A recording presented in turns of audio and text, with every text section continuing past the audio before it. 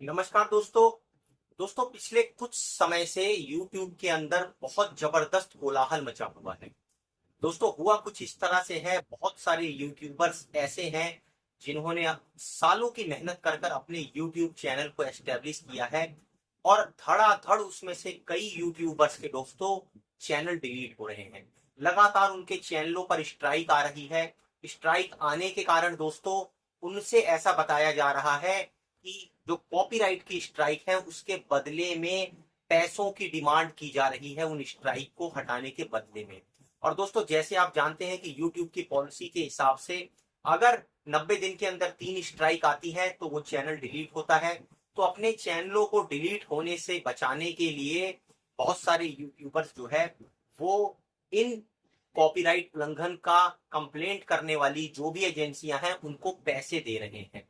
दोस्तों, मैं इस वीडियो के अंदर पूरे डीप में जाकर इसका एनालिसिस कर कर सारे धागे खोलकर रख दूंगा कि कैसे ये यूट्यूबर्स को, सोशल मीडिया को कंट्रोल करने के लिए सरकार की सह पर क्या उन एजेंसियों का दुरुपयोग हो रहा है। इसी के ऊपर हम चर्चा करेंगे और दोस्तों जानने की कोशिश करेंगे कि इस बात में कितनी आखिर सच्चाई है। दोस्तों, वीडियो को पूरा देखिएगा, लाइक और सब्सक्राइब जरूर कीजिएगा ताकि इस तरह का महत्वपूर्ण कंटेंट हम आपसे ला सकें। दोस्तों, हाल फिलहाल में 2-3 यूट्यूबर जो काफी फेमस थे और जिनके आप देखिए सब्सक्राइबर भी तकरीबन 10-15 लाख से लेकर 40 लाख के ऊपर थे, ऐसे यूट्यूबर्स अपनी वीडियो डालते हैं और बताते हैं कि किस तरह से उनके यूट्यूब चैनल को बैन कर दिया गया, उनके चैनल पर स्ट्राइक आई। आप खुद जाकर दोस्तों देखिए इनको, यूट्यूबर को इन्होंने सालों की मेहनत कर कर इन चैनल को एस्टेब्लिश किया और आज ये उसको ऐसे मुकाम पर लेकर आए हैं कि वो चैनल लाखों लोग देखते हैं।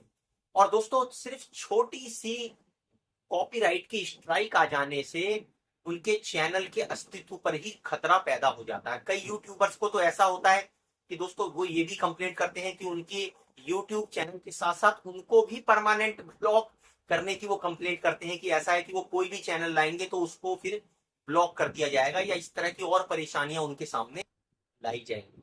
तो अब इसमें दोस्तों जानने की कोशिश करते हैं कि आखिर ऐसा हो क्यों रहा है और किसके शह पर ये सारा खेल रचा जा रहा है। दोस्तों, यहाँ पर एक बहुत बड़ी समस्या ये है कि आपको ये समझना पड़ेगा कि आखिर ये कॉपी स्ट्राइक आते क्यों हैं, क्यों आ रहे हैं इन यूट्यूब चैनल में।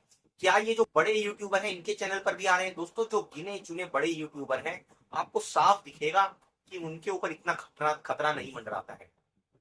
ये जो मीडियोकर लेवल के कई बार जो इस तरह के यूट्यूबर हैं जो सरकार के खिलाफ अपने कंटेंट काफी प्रचारित करते हैं या उनके कंटेंट के अंदर सरकार को सवाल पूछने वाला लहजा रहता है या सवाल जो है इस तरह के होते हैं जो सरकार को कटघरे में खड़ा कर सकें, बहुत सारे यूट्यूब चैनल ऐसे हैं उनको ज्यादा सफर होना पड़ रहा है। और ऐसे यूट्यूब चैनल जो न्यूज से रिलेटेड जो ऐसे कंटेंट बनाते हैं कि भाई जहां पर आप डे टू डे के मुद्दे, आदमियों से जुड़े हुए मुद्दे, चुनाव से जुड़े हुए मुद्दे, आर्थिक चीजों से जुड़े हुए मुद्दे, उनको जो उठा रहा है उनके ऊपर ये ज्यादा अंकुश लगाने की कोशिश की जा रही है। और दोस्तों, इसी चर्चा में नाम सामने आता है एएनआई का। दोस्तों, एएनआई क्या है इसके बारे में हम विस्तृत रूप से चर्चा करेंगे और किस तरह से एएनआई ने पिछले कुछ समय के अंदर इतनी तेजी से ग्रो किया है और इतने सारे यूट्यूबर्स को एएनआई की तरफ से कॉपीराइट क्यों आ रहे हैं, इसके ऊपर बात करते हैं। दोस्तों, एएनआई दरअसल एशियन न्यूज इंटरनेशनल के नाम से एक न्यूज एजेंसी है। दोस्तों, आप जानते हैं हिंदुस्तान के अंदर वैसे तो बहुत सारी न्यूज एजेंसीज हैं, लेकिन जो मुख्य तौर पर 3 बड़ी न्यूज एजेंसी हैं जिन्हें जाना जाता है उसमें पहले नंबर पर है पीटीआई, जिसको कहा जाता है प्रेस ट्रस्ट ऑफ इंडिया। वही दूसरी है Uni, United news of India. और दोस्तों उसके बाद उभर कर आती है एएनआई, एशियन न्यूज इंटरनेशनल। कौन है दोस्तों इसके मालिक? इसको ऐसा बताया जाता है कि जो प्रेम प्रकाश हैं उन्होंने आज से लगभग 50 साल पहले इसकी स्थापना करी थी और आज संजीव प्रकाश इसके सीईओ हैं और स्मिता प्रकाश जो है इसकी प्रधान संस्थापक है। अब दोस्तों, एएनआई इतनी महत्वपूर्ण क्यों है?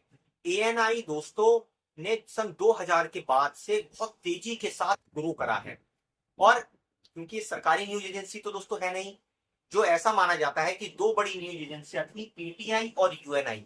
तो आप उनका देखेंगे तो उन एजेंसियों के ज्यादा कॉपीराइट स्ट्राइक यूट्यूबर्स को नहीं आते हैं, उनको ज्यादा इनकी कंप्लेंटें आपको कम देखने को मिलेंगी। इवन यूएनआई के बारे में अगर आप जानने की कोशिश करेंगे तो मल्टीलिंगुअल मतलब हिंदी में, इंग्लिश में, उर्दू में जो खबरें प्रचारित करती है वो यूएनआई है। पीटीआई क्योंकि एक बहुत पुरानी, सबसे पुरानी ऐसा माना जाता है कि भारत की न्यूज एजेंसी है और सभी इसको जानते हैं, अलग अलग तरह के इसके लेख हैं, पूरे हिंदुस्तान के अंदर इनका नेटवर्क है और इनके ऊपर कुछ ऐसा पक्षपात का सवाल नहीं उठता है कि सरकार का पक्ष लेकर ये खबरें चलाते हैं।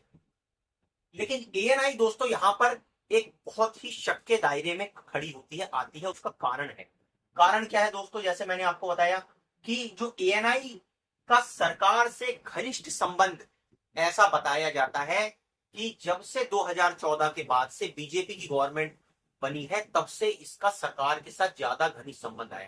अब आप इसको आजमा कर भी देख लीजिए, कोई भी मीडिया रिपोर्टिंग हो वहां पर एएनआई आपको बिल्कुल एग्रेसिव रूप से मिलेगा। चाहे आपको पीटीआई और यूएनआई के इतने रिपोर्टर और पत्रकार ना दिखाई दे, लेकिन एएनआई आपको दिखाई देगा। और एक कारण और है, ऐसा बताया जाता है कि चाहे वो मंत्रियों के टूर हो गए, विदेश दौरे हो गए, चाहे प्रधानमंत्री के दौरे हो गए या कोई भी सरकारी कार्य होता है, वहां पर प्रेफरेंस दी जा रही है एएनआई को। क्योंकि अगर भाई गिने चुने 2-3 पत्रकारों को ले जाना है तो उसमें चाहे पीटीआई यूएनआई का कोई पत्रकार जाए या ना जाए, लेकिन एएनआई का पत्रकार जरूर जाएगा। तो जब ऐसा होगा दोस्तों, तो जो मेन खबरें हैं, मेन जो फुटेज है, मेन वीडियो है, मेन बाइट्स हैं, वो एएनआई के पास ही होंगी। तो उसके पास इंफॉर्मेशन का दबदबा होगा, सरकार के समर्थन से वो तेजी से फल फूल रही है। अब ये दोस्तों बताने की जरूरत नहीं है कि ये जो सिम्बायोटिक रिलेशनशिप है ये किस तरह से फलता फूलता है मीडिया का और सरकार का। दोस्तों जुलाई 2024 में एएनआई ने कॉपीराइट का उल्लंघन करने को लेकर पीटीआई पर मुकदमा कर दिया। जो सबसे पुरानी न्यूज एजेंसी है पीटीआई दोस्तों, जिसके पास खबरों का भंडार हुआ करता था, उसके ऊपर अब दोस्तों ये मामला क्या था, स्पाइस जेट की एक एसी जो ब्रेकडाउन है उसके वीडियो को लेकर एएनआई ने 2 करोड़ रुपए का जो है वो एक तरह से मुआवजा मांगा पीटीआई से, और उसके उल्लंघन को लेकर, कॉपीराइट उल्लंघन को लेकर पीटीआई के ऊपर ही मुकदमा कर रखा है। अब आप देखिए कि मतलब एएनआई एक प्राइवेट न्यूज एजेंसी, वो उसका कद इतना बड़ा हो गया है कि वो सबसे पुरानी न्यूज एजेंसी के ऊपर ही हावी होने की कोशिश कर रही है। दोस्तों यूएनआई तो अपने पतन से गुजर रही है, क्योंकि यूएनआई का वर्चस्व धीरे धीरे खत्म हो गया। वहां पर पत्रकारों को, लोगों को सैलरी नहीं मिल रही है, आर्थिक जो है एक तरह से आप देख लीजिए कि मतलब अपनी मंदी से गुजरता हुआ यूएनआई बिल्कुल ही कमजोर स्थिति में पहुंच गया। और कुछ सूत्रों की खबर के अनुसार ऐसा बताया जाता है कि यूएनआई को जो है वो जो स्टेट्समैन नामक दूसरी एक संस्था है उसने टेक ओवर कर लिया है। तो ये बेचारी संस्था तो दोस्तों इतनी मजबूत अब रही नहीं जैसी हुआ करती थी। और दोस्तों इनके भी संबंध सरकार के साथ हुआ करते थे, लेकिन इनके ऊपर इतना पक्षपात का आरोप नहीं लगता था, चाहे वो पीटीआई या यूएनआई हो। लेकिन क्योंकि ये प्राइवेट न्यूज एजेंसी है और इसके ऊपर पक्षपात के आरोप लगते जा रहे हैं दोस्तों, तो सवाल तो खड़ा होगा ही होगा। अब यहाँ पर एक चीज आप और समझिए कि जब इसने पीटीआई के ऊपर ही 2 करोड़ का जो है वो कॉपीराइट उल्लंघन का मुआवजे के लिए केस कर दिया, उसके बाद सितंबर 2024 में एक वेब सीरीज है IC 814 को लेकर, जो कंधार हाईजैक को लेकर नेटफ्लिक्स ने एक वेब सीरीज बनाई थी, उसमें एक वीडियो के इस्तेमाल को लेकर इन्होंने जो है ऐसा बताया जाता है नेटफ्लिक्स के ऊपर ही मानहानि का दावा कर दिया कि भाई तुमने कॉपीराइट जो है मतलब उल्लंघन का मामला ले आए उसमें कि हमारे वीडियो को इस्तेमाल किया है। उसके बाद मई 2025 में एक रिपोर्टर्स कलेक्टर ने जो है यूट्यूब क्रिएटर्स के खिलाफ एएनआई के जो कॉपीराइट दावों की जांच प्रकाशित कर दी। मतलब यूट्यूब के बहुत सारे जो क्रिएटर्स हैं उनके ऊपर धड़ाधड़ एएनआई ने कॉपीराइट की स्ट्राइक करी, वो कॉपीराइट उल्लंघन के जो है वो करे। और ऐसा बताया जाता है कि इस रिपोर्ट में उन्होंने जो जांच प्रकाशित करी उसमें बताया कि जो पूर्व व्यापी लाइसेंस के लिए यूट्यूबर से किसी से 15 लाख, किसी से 25 लाख, किसी से 40 लाख की डिमांड जो है करना शुरू कर दी। अब दोस्तों इसमें एएनआई ने जो है अपना पक्ष रखा कि भैया हमारी वीडियो थी, तो हम जो है कॉपीराइट इसमें स्ट्राइक कर सकते हैं, और ये कोई जबरन वसूली नहीं है। यूट्यूबर्स ने इसको बोला कि भाई ये तो हमसे जबरदस्ती की जबरन वसूली हो रही है। एक कुछ सेकंड का वीडियो अगर हमने एएनआई का नाम दिखाकर उसको प्रकाशित कर दिया, क्योंकि यूट्यूब में आप देखिए कोई नई चीज नहीं है दोस्तों। अगर किसी एजेंसी की कोई खबर है और उसको अगर आप संदर्भ में दिखाना चाहते हैं, उसका लोगो लगाकर आप उसको दिखा देते हैं और अपनी वीडियो बनाते हैं, तो उसमें कोई इतनी ज्यादा ऑब्जेक्शन नहीं हुआ करता था। लेकिन ये कॉपीराइट स्ट्राइक एएनआई करता है धड़ाधड़ धड़ाधड़ यूट्यूबर्स के ऊपर, और उनसे बदले में पैसे लेकर मामले को सेटल करता है। तो आप दोस्तों कमेंट कर कर हमें बताइए, ये जबरन उगाही है या फिर ये एएनआई का हक है इस तरह की वसूली करना। अब ये वसूली हो क्यों पा रही है इसको समझिए। क्योंकि यूट्यूब ने अपना नियम ऐसा बना रखा है कि 90 दिन के अंदर अगर 3 कॉपी राइट के स्ट्राइक आएंगे आपके ऊपर, तो भैया आपका चैनल गायब। आपने सालों साल मेहनत करी थी और आपका चैनल, अब उसमें यूट्यूब जो क्रिएटर है उसको ये भी मौका नहीं दिया जा रहा कि भैया वो वीडियो को तुम हटा दो, अगर कोई ऑब्जेक्शन है तो उसके अंदर कोई करेक्शन कर दो, उसमें अगर कोई और है तो कोई और मीडियम से लेकर उस मामले को निपटा दो। क्योंकि पूरा वीडियो तो उस चीज को लेकर डेडिकेटेड नहीं है, उसमें एक आदमी ने इतनी मेहनत करी। दोस्तों यूट्यूब के एक वीडियो को बनाने में कितनी रिसर्च लगती है, कितनी मेहनत लगती है, बाकायदा टीम होती है, तब जाकर एक वीडियो जो है वो बन पाता है।